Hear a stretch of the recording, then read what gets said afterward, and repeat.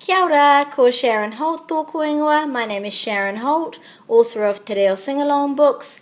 I do Māori language videos on our patreon.com/Sharon Holt, and you can have a look at them there. Here's an example of the kind of thing that I do, and I'll be putting this one up on the site soon.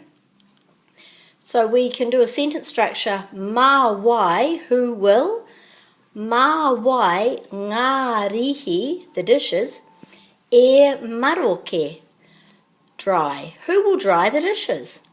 And the answer could be, mā ku, I, mā ku ngā rihi e maroke. And that's a sentence structure which is also in our Waitangi book, mā wai is who will. So, mā wai ngā rihi e maroke, who will dry the dishes? Mā ku ngā rihi e maroke, I will dry the dishes.